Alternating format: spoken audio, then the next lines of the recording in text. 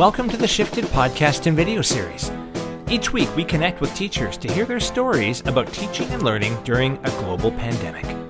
We focus on shifting practices, digital tools and resources, health and wellness, maintaining balance, and supporting our students during these challenging times. The Shifted podcast is from the Greater Victoria School District in beautiful British Columbia, Canada, and is recorded on the unceded territory of the Lekwungen-speaking people, the Songhees and Esquimalt nations. Welcome back to episode 1 of season 2 of the Shifted podcast and video series. I'll take my mask off. I'm all alone in this room. I'm John Hamlin. I work with the Greater Victoria School District here in beautiful Victoria, British Columbia, home to the Lekwungen-speaking people, the Songhees and Esquimalt nation, upon whose unceded land we live, we learn, we do our work, and today we launch season 2 of the Shifted podcast. Thanks for coming back.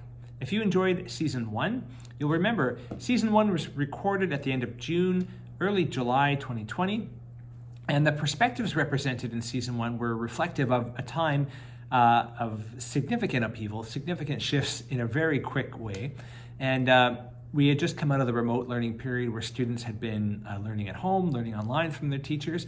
And in June, we began a very short period of students coming back into the building in staggered shifts and finishing off their school year in person while navigating all of these new COVID protocols. And it seems like we're well into the quarterly system year here in Victoria, and it seems like we've been doing these things for a lot longer now, putting the masks on, all the sanitizing, all of those things seem like second nature now. But back in season 1, those are still pretty new and pretty unfamiliar to many of us, and it's amazing how much can change in a few months. So season 2 is really a focus on what teaching and learning in the quarterly system looks like here in Victoria. Now, back in September, most school districts around the province switched to a quarterly system model. And what that means is instead of taking 4 courses at a time spread out over 2 semesters, students are now taking 1 or 2 courses at a time spread out over 4 quarters. The class length, the actual length of time students are in class, is significantly longer, ranging around 2.5 hours per class. And they're averaging 1 or 2 classes a day, one morning, one afternoon, depending on that particular student's schedule.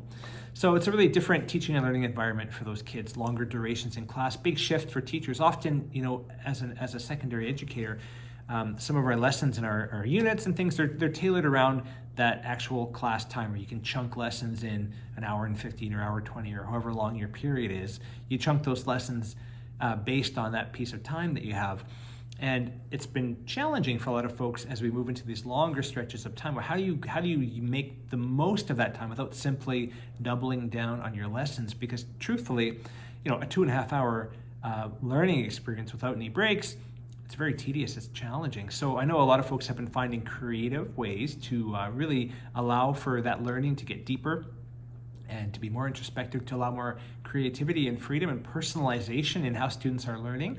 And over the course of season 2, I'm really excited to share some interesting conversations with teachers, unpacking and delving a little more deeply into what that creativity looks like and what types of innovative measures they've taken to function and to be successful, to provide successful learning environments for students within this quarterly system model. So here we are at episode number 1. Episode 1 is going to focus on the role of community, and specifically the role of community as we navigate challenging times collectively. I'd also like to acknowledge the impacts on all of our community partners here as a school district during this global pandemic. If you think about things like school bus operators, food service providers, community partners, nonprofits, all of these different organizations that help support and enrich our school communities have all been impacted significantly, some more so than others, but we've all been feeling the challenges and the limitations that we're currently dealing with these COVID restrictions and the new way of operating in our schools. So in this particular episode, we're going to talk with Brad Cunningham. Brad's a teacher from Reynolds High here in Victoria, and Brad teaches in the FLEX program at Reynolds. The FLEX program is a multidisciplinary program that covers different subject areas with one key cohort of students that stays together to do these subject areas in a very collaborative, cross-curricular way. And a big part of that program that really makes it, that really enriches that program and makes it so successful is connections to community. And operating in a flexible, collaborative way like that allows those students and the teachers to have more flexibility in how they structure their day, and thus have more opportunities to make those community connections with partners. And two of those community partners that have also been impacted during this time will be joining us in this interview, and it's Chris O'Connor from the Royal BC Museum, and he is their learning program developer, somebody who works with youth across the province, as well as a significant number of classes and teachers and youth in our school district as well. And Adriana Ayres, who's the Parliamentary Education Officer for the BC Legislature. She'd be the person you would have talked to in the past if you were booking a class or school tour of the Ledge. I know when I was in high school, most of our classes had that one sort of destination field trip where you got to get on the bus and travel to Victoria for the day and do your tour of the legislature. It was sort of a rite of passage as a student here in British Columbia.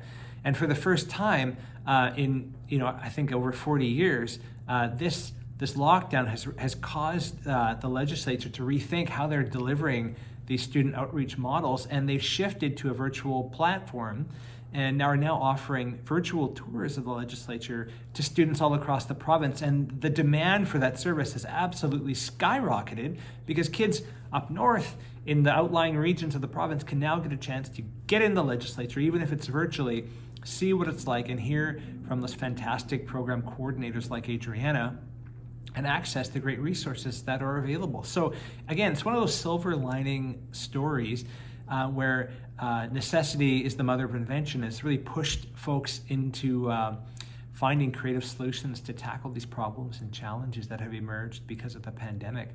So this conversation will be partly educator focused, partly community partner focused, and really focusing on the role of community coming together to support education. And I hope you enjoy the chat. I enjoyed recording it. Please join us in the weeks to come because we have lots more really interesting folks to talk to, and we'll be learning more about what's working, what isn't working in the quarterly system model, and I hope that you'll find some interesting tidbits and tricks and ideas to support your practice as well. If it's your first time watching or listening to the show, you'll find all of the information you need to access the podcast at our website, shifted.ca. On that site, you'll find our YouTube links with archives of all the episodes from last season. In addition, you'll find links to all of our streaming platforms. You'll find us on Apple Music, Google Music, Spotify, all of the major podcasting and audio platforms. You'll find Shifted Podcast. If you'd like to contribute to the show, or if you're interested in sharing your story, shoot me an email. You'll find access to that on the website as well. And you can also leave us a voice message, a question, comment, any type of thought, and we'll include that in a future episode. Information is on our website for that as well. Thank you for watching episode 1 of season 2. I hope you enjoy the conversation. Take care.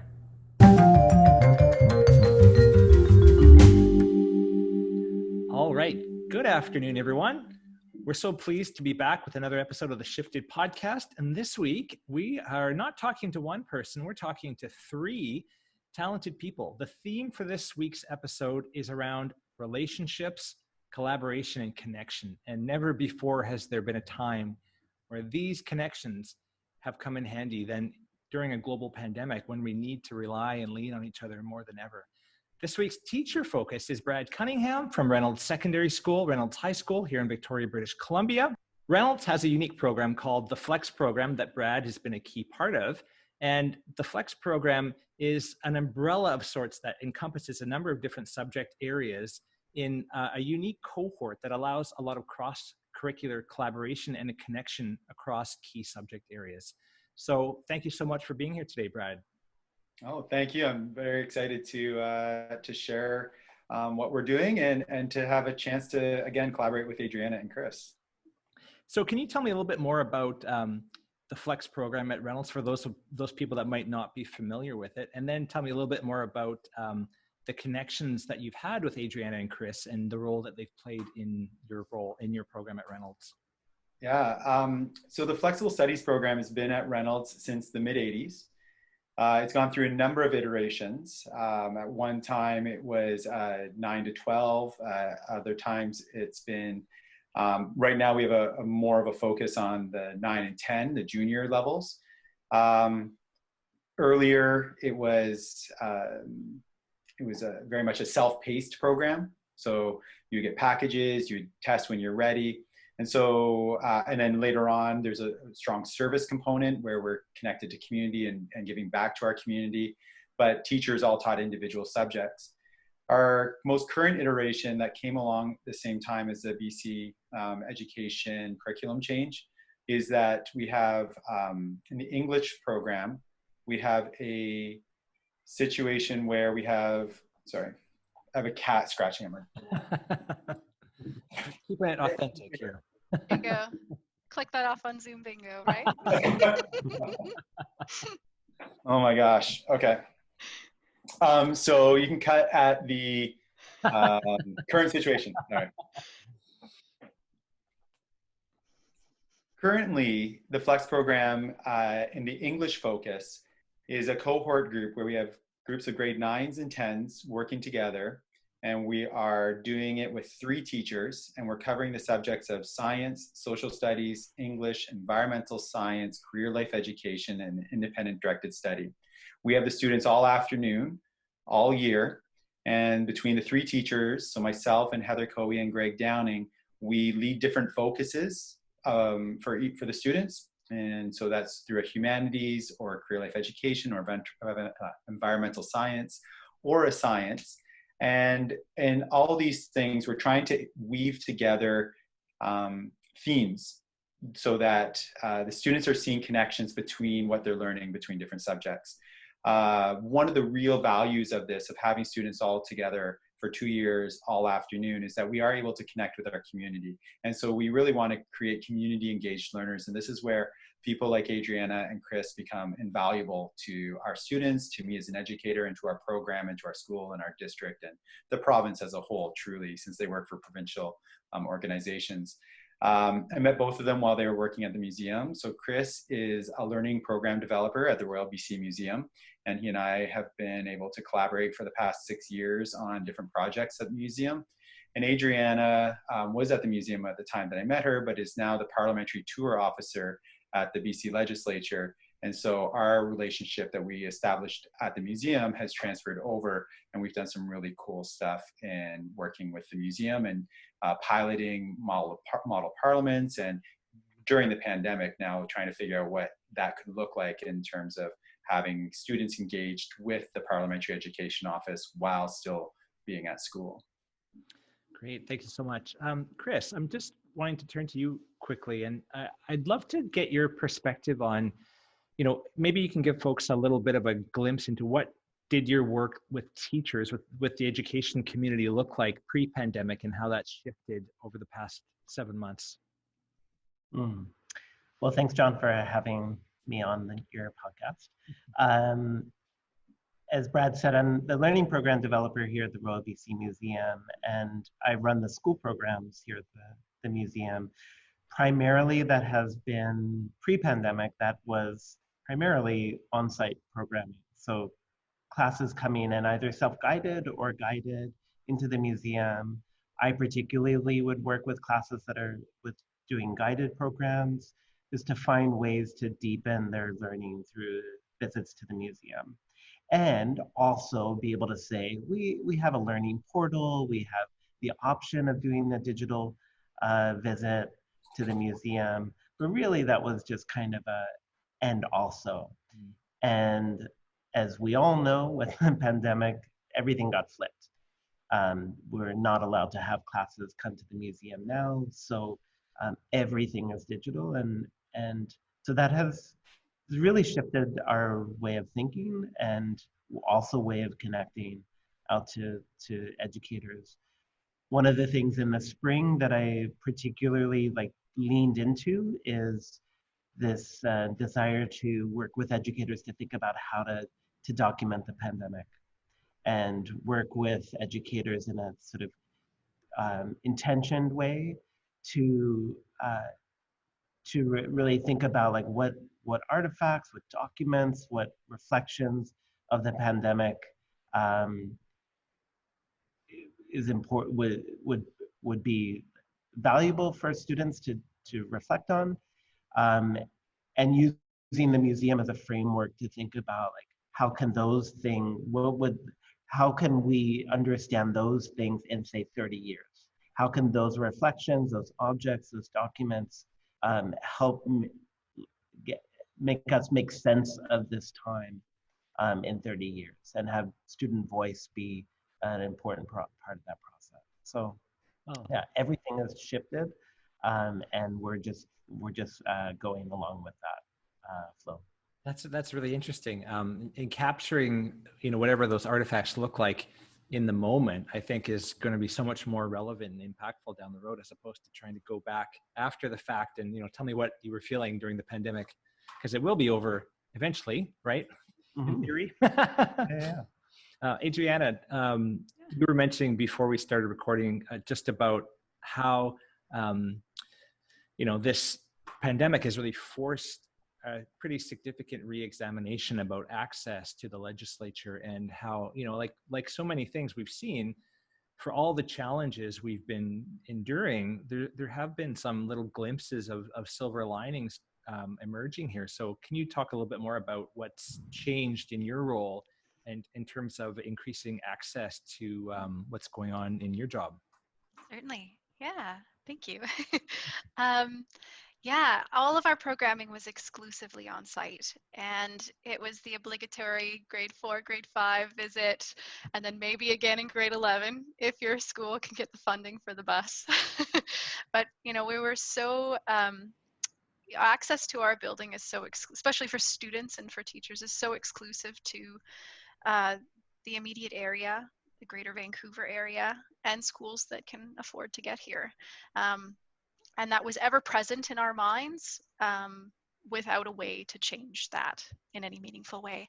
And because of the pandemic, because everyone was forced to switch online, everything we do had to pivot online. And as a result, now everything that we do is now more accessible, which, as I was saying earlier, is like philosophically is the role it should be. This building is the people's house, and every person and citizen of British Columbia should have access to it. And so it almost energizes me more to be offering what we do online. Not to say that a great on-site tour isn't, an option, but it makes me more excited when I see schools booking for our online programs that have never been here on site.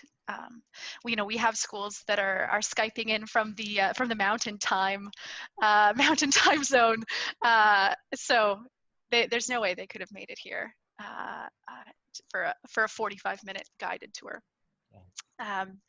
Yeah. So in addition to that, it's made myself and my team get really creative with how we offer our information.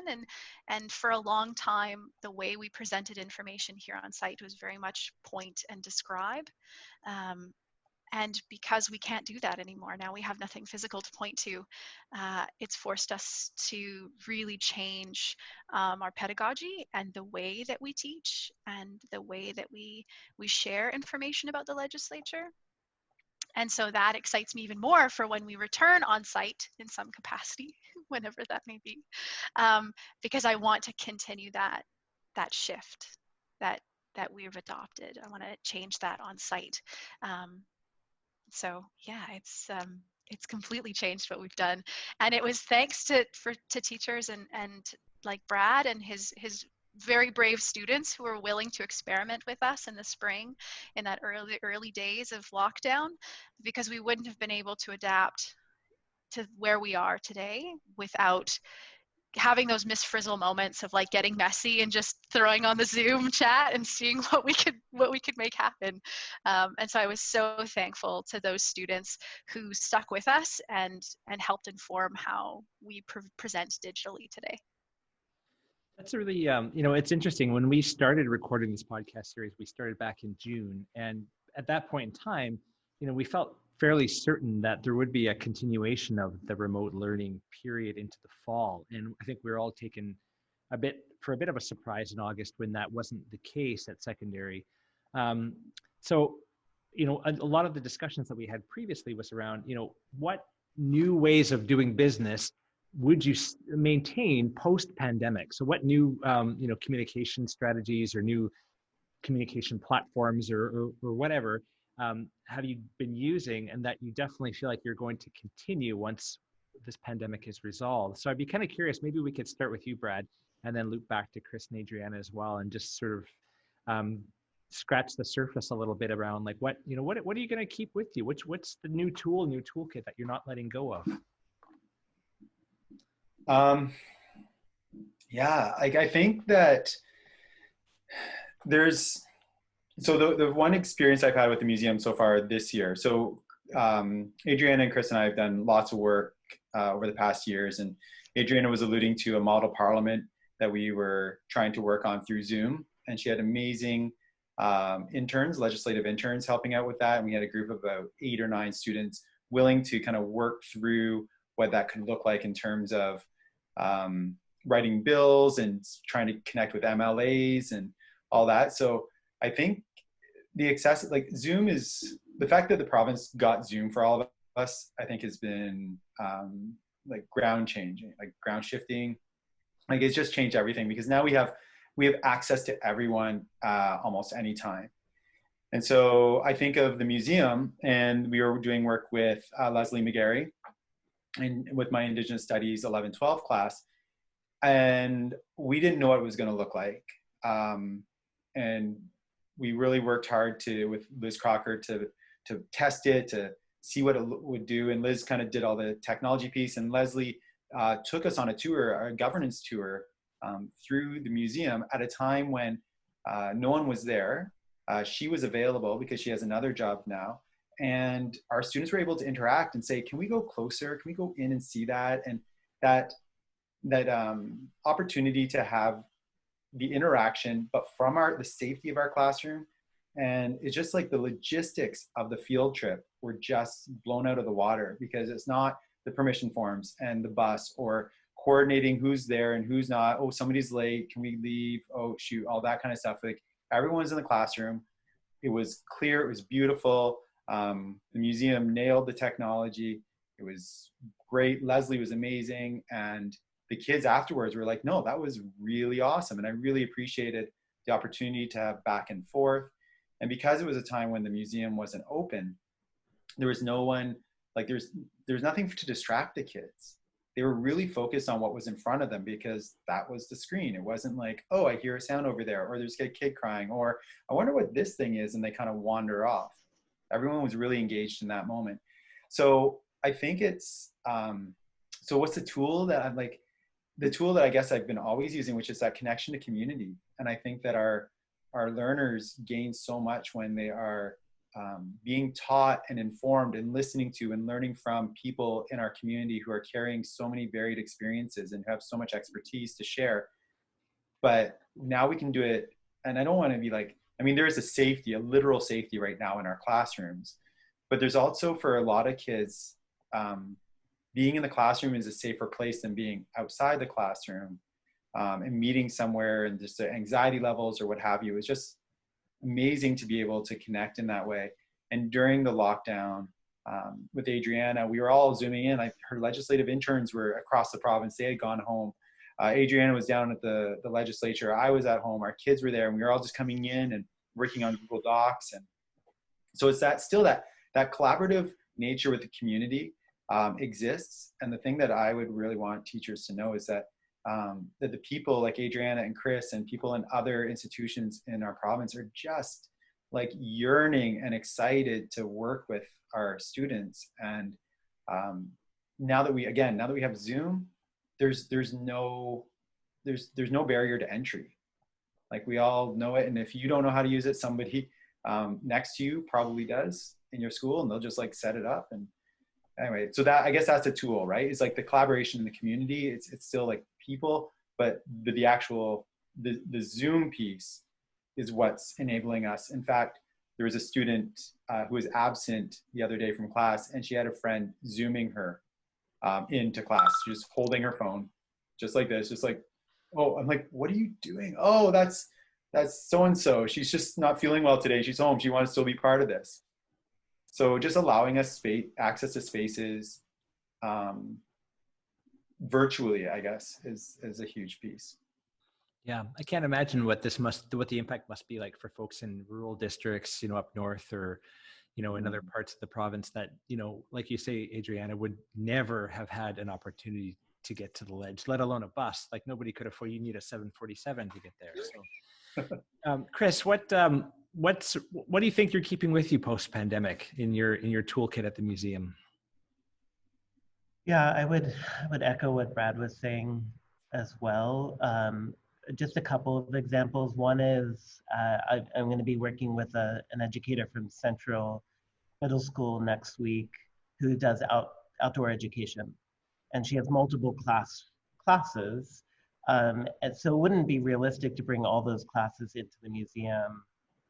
So what we're going to do is we'll do one session with a class. She'll record it, and then she'll be able to play that back for her other outdoor ed classes, but then still have that connection with us. So if there's questions generated during those recordings or during the playing back of those recordings, then she'll be able to reach back to us. So that's been an interesting thing to develop alongside her. Also last week we worked with Streamable Learning, and I did a program where there were almost 800 kids on the other end of the screen, from all over, from Souk. The closest was Souk, and the furthest away was Gettysburg, Pennsylvania, which was actually pretty close to where I grew up. I grew up in Philadelphia. So to hear the classes coming in and, oh, Gettysburg, like that's wild to me. Yes, you're probably very lucky to have heard your address, huh? Yeah, right?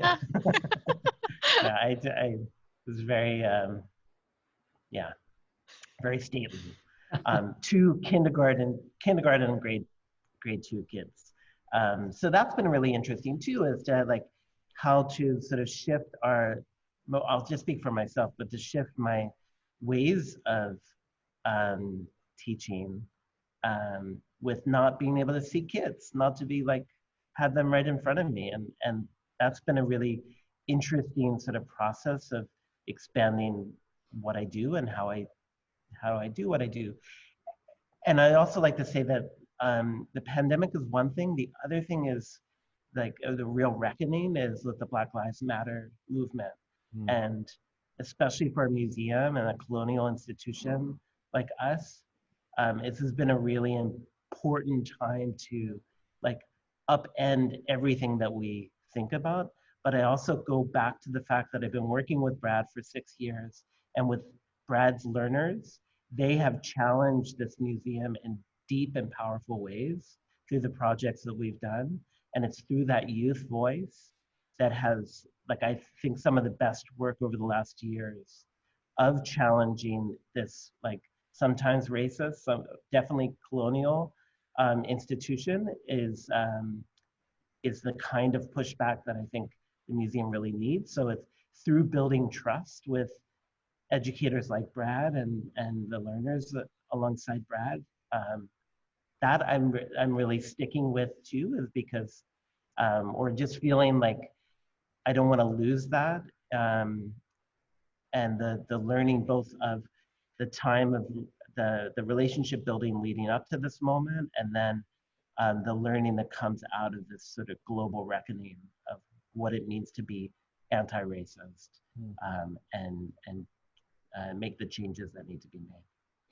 I think, sometimes these community connections and these collaborations, when you've got folks that are all, working on the same page, and Brad, when you're connecting your students with these, significant organizations, it really reaffirms the value of that youth voice, like you mentioned, Chris, and how important what these kids think and what, their future role in society is going to be, and acknowledging that and validating that for them, and like you say, building that trust as the key part of that relationship.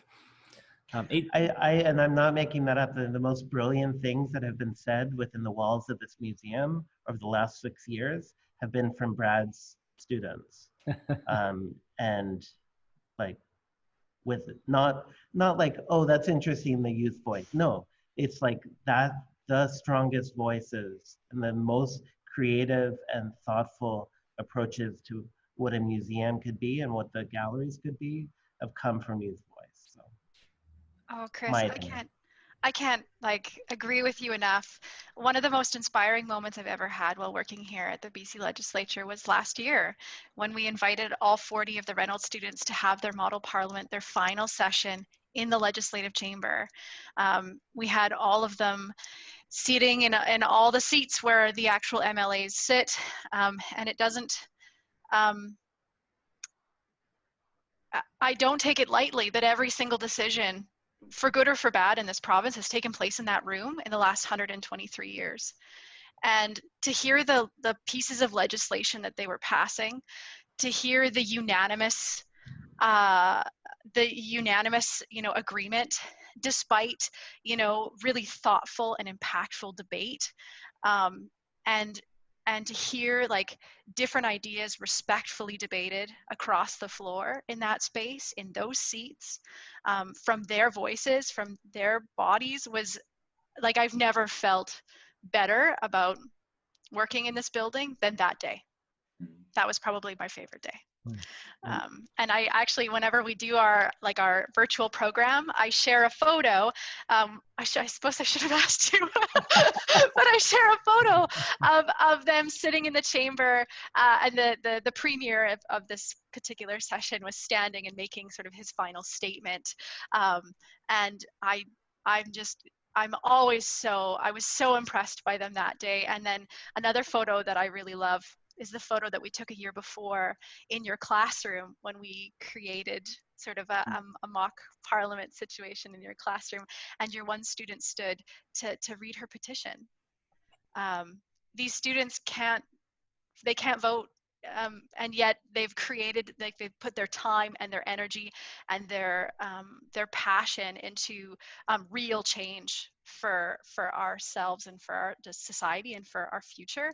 And I'm so perpetually impressed by the students that we get to work with, specifically yours, Brad. Well, that's generous of you. They're great, but it's also creating the space for this, right? And so I can use two quick examples. One, to Adriana's point, we'll go to the model parliament from last year. There's a young lady, and I think this is probably maybe the person who you're referring to, was Mira Blakely. So in grade 9, and she's public about this, so I feel confident sharing this. She wrote an article for the Saanich News about lowering the voting age. And this was a student who was doing this all on her own, and we provided in Flex, there was a space for a passion project. And so I spoke to her kind of mid-October. I was like, oh, what's your passion project? And she hadn't really said more than 5 words, very quiet student in class. And she's like, oh, well, on Saturday, I was over at Saanich Center with a petition, getting signatures from adults and having debates with them about lowering the voting age to 16. And I changed some of their minds, and I got about 50 signatures. And I'm like, what? We've just introduced this project. How are you already doing this? Like, oh, it's something I care about. And so fast forward a year, her grade 10 year in Flex, and this is a part of the Flex program, the loveliness of having kids for 2 years is that then she took on a leadership role as a third party, and which would have been the Green Party. And the connections that we made, she had spent a day with Sonia Furstenau, going around meeting people. In her article, she had original quotes from Andrew Wilkinson, Carol James, John Horgan, Rob Fleming, and Sonia Furstenau. In her article that was in the Saanich News. And it's incredible. Like, she was phoning people and hounding them and being like, oh, you haven't given me a quote yet, but I have quotes from these people. So if you don't give me one, you're going to go without a quote. And they're like, I'll get back to you. And then came right back. But in that day, because Rob Fleming is I think probably for much of Greater Victoria, he's our MLA, but he came in as Minister of Education and the MLA for Reynolds. He came into the house that day while we were doing it and had a sit down with the students. And Mira was like, oh, hi, how you doing? Here's my article. And remember you said about lowering the voting age? And so she's also now working with an organization called Vote 16, and she was in our classroom. She's now grade 11. She was back in Flex telling them about her work and her journey and how they were organizing in a pandemic on Zoom and still advocating and getting stuff into the Green Party platform and getting stuff almost past the NDP convention, but not quite into the platform. And she's sharing all this. And this is a kid in grade 9 who, again, said, and is a quiet kid in class anyway, but she has this drive and this will, but the opportunity to actually see that in action and her speak to Sonia Furstenau, her speak to Rob Fleming, to be given an opportunity to sit on the floor of the legislature. She said that she's not going into politics. She has no desire to be a politician, but to give her this space and this opportunity to explore that within herself, and then to have this authentic audience and have people like Adriana there coordinating this on our behalf. Like, I just show up and everything's happening. This is the easiest thing ever for me. But Adriana behind the scenes has like advocated and argued and debated about getting us into the legislature. She's organized getting these MLAs to come in pre-pandemic, to come in to do an MLA panel in the press theater, has organized all that. And Chris at the museum, this started it all, you know, a relationship I have with Saklama, who's Sanghi Salelo, is come from Chris, and that opportunity for us to work together. And I just think that we've done amazing things, but that first year when we did Youth Echoing Truth and had exhibits up in the museum for 3 months, and 30,000 people walking by, including the former Governor General, Adrienne Clarkson, remarking on a podcast and which was in a listening station along with images, as a particular one with Saklama, where students went back to her home, which is Tlaches, which is Discovery in Chatham Island. And they were doing removal of invasive species work there. They were taking photos. They were listening to her stories about being in a residential school and in Indian hospitals, and about colonization. And they're getting it from this wonderful person who's willing to share this, and who's been doing the work of advocacy for like decades. And so now she's super excited that kids are taking up this work. They're listening to her, believing her, and sharing this. And now we're doing this. We have a space to put it, right? Like the art gallery that year was really generous, and we had some work there. But Chris has just created space in the museum. And again, the behind the scenes advocating and arguing and debating and making it possible for us to do this work there. And then to have these authentic audiences connecting with it. Like, no child of mine, no like student of mine has asked about a grade in any of these projects, because it's so meaningful and important to them and real. So it's kind of you guys to say that you've seen amazing things from my students, but it's only because spaces have been created through that relationship and through that trust and the ease with which it is to work with, in particular, these two individuals, but anyone that I've worked with in my classroom, bring community in, has been over the moon happy to support our students. So, I mean, now that we're more limited in what we can do, it's in terms of face-to-face, I think it's almost the inverse. There's more people we can connect with. So while and that's what I think Adriana and Chris are saying, is like, while we might not see you like face-to-face, our options are now quite literally worldwide.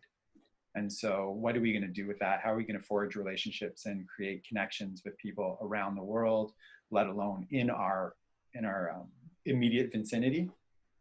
I think it's a really exciting opportunity that we have during a very difficult time.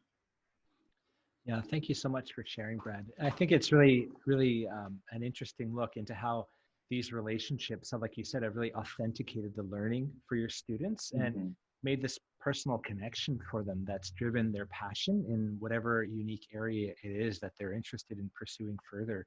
And, granted, we here in Victoria, we have an extreme amount of privilege by proximity to these great institutions with, the ability to connect with Adriana and folks like Chris by just hopping on the bus and going downtown.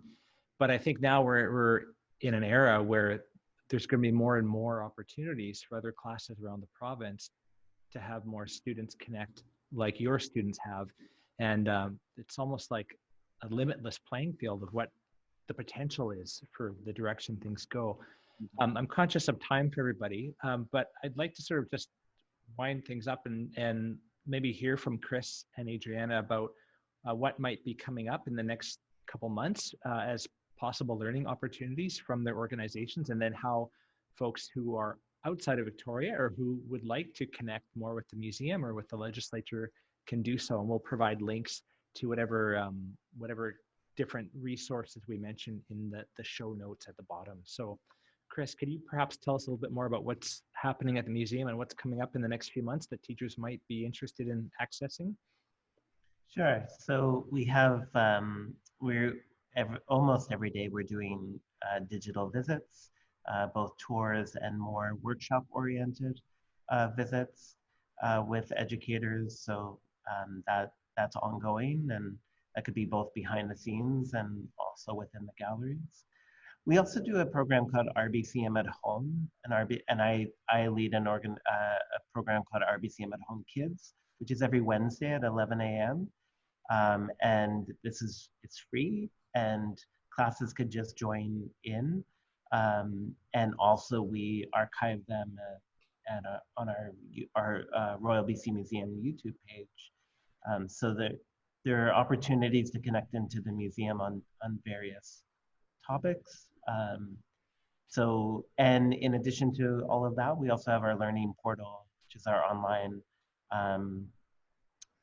learning platform for lots of different kinds of information connected to natural and human history. That's great. Thanks so much. And we'll provide links to all of those different content resources in the show notes. And Adriana, what's happening at the Ledge? It's pretty quiet these days. We've been very popular because of the election, I'm sure, as you can imagine, and a lot of students participating in Student Vote, which is an amazing program run by Civics. And so we've been actually just today, I had a really great online session with a group that did online vote and really wanted to have a serious conversation about proportional representation. So our online learning program is up and running, and you can, I will provide you information for the show notes there. And it's the nice thing about it is it's completely customizable. You just tell us the time and the date and what you want to talk about. We have a general idea of probably what you want to talk about, but we've been able to really truly customize our time with students in a way that we've never been able to on site. And so that's, I think, makes the visit or virtual visit more impactful for students. And the other thing I'm really excited about is we brought in a local photographer that has Matterport technology. I'm not sure if you've ever seen, they're very popular with real estate listings these days. Yeah, the complete virtual 3D walkthrough. So this was something that's been on our wish list for years. And so now, very, very shortly, we're just kind of putting the finishing touches on it, but very, very shortly, you're going to have a complete 360 walkthrough of the BC legislature, which is completely unprecedented. So I was just toying around with it just before our chat today. So I'm so excited about, you get to walk right into the chamber and see, look up and look down and look around and walk to the library, walk to some of the committee rooms, spaces that are not actually accessible by public, even in a non-pandemic era. So some really beautiful spaces that we'll be able to show visitors for the very first time. But can you walk to the restaurant, though, is what I'd like. So indeed, currently the legislative dining room is open to the public. It's the only part of just recently, it's the only part of the building right now that is accessible to the public. That was my favorite place to bring out-of-town guests, because it was such an unexpected hidden gem downstairs. That's right. The little hidden secret / the place Adriana goes every day. Not hidden to you. Yeah. No. Well known. If you ever go there, you can order the Adriana special, I guess. There you go. It's the scramble with no meat and extra veg, if you're curious. Awesome. Well, I can't thank you all enough for your time. I really, really appreciate it. And a real testament to your collaborative initiative and all the amazing work that you've all been doing. Thank you so much. Thanks, John. Thank you for watching or listening to the show. You can find all of our episodes, leave us a voice message, or send us any questions or comments at our website, shift-ed.ca. Until next time, take care.